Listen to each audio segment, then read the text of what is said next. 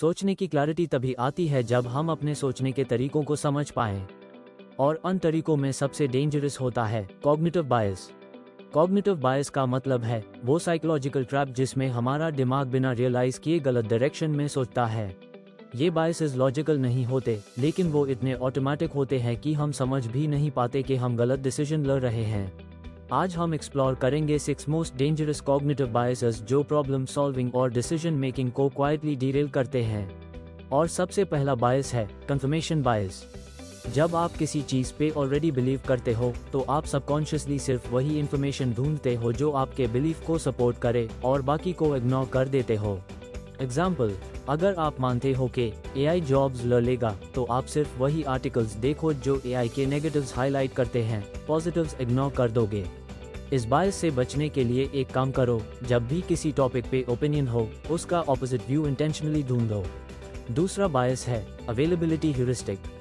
ये टैब होता है जब हम रीसेंट या इजीली याद रहने वाली इंफॉर्मेशन को ज्यादा इंपॉर्टेंस देते हैं, चाहे वो रेयर हाई क्यों ना हो।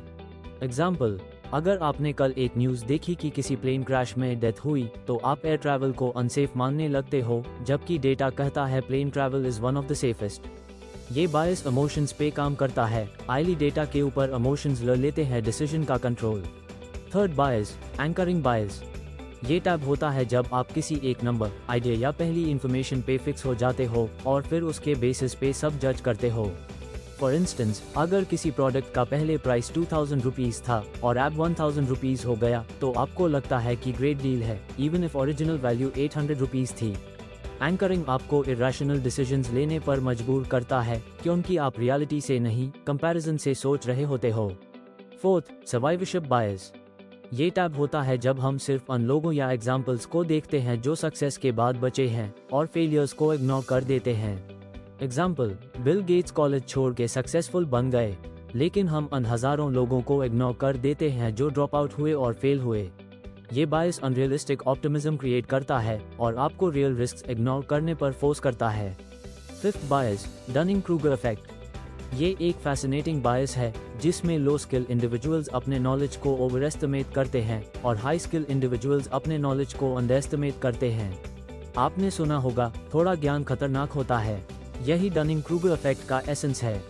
जब आप किसी चीज को थोड़ा समझने लगते हो तो लगता है कि सब आता है, और जब डीपली समझने लगते हो टैब फील होता है कि कितना कम आता है। लास्ट बायस, संक कॉस्ट फैलेसी। ये टैब होता है जब हम किसी इन्वेस्टमेंट, चाहे टाइम हो, पैसा हो, एनर्जी हो, के चलते USME लगे रहते हैं, even if it's clearly not working. Example, अगर आपने किसी कोर्स में 10,000 रुपीज इन्वेस्ट किया और वो कुछ भी नहीं सिखा रहा, टैब भी आप उससे छोड़ते नहीं जस्ट बिकॉज पैसा लग चुका है। रैशनल सोच ये कहती है संक कॉस्ट रिकवर नहीं होगा, फ्यूचर वैल्यू पे डिसीजन लो, पास्ट इन्वेस्टमेंट पे नहीं।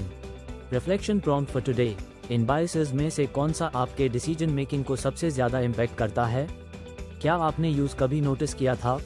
अगर आप ऐसे हिडन मेंटल ट्रैप्स को समझ जाते हो तो आपके डिसीजन शार्प, क्लियर और पावरफुल हो जाते हैं। लाइक करो, शेयर करो और सब्सक्राइब जरूर करो। कल एक और माइंड अपग्रेड सेशन में मिलते हैं।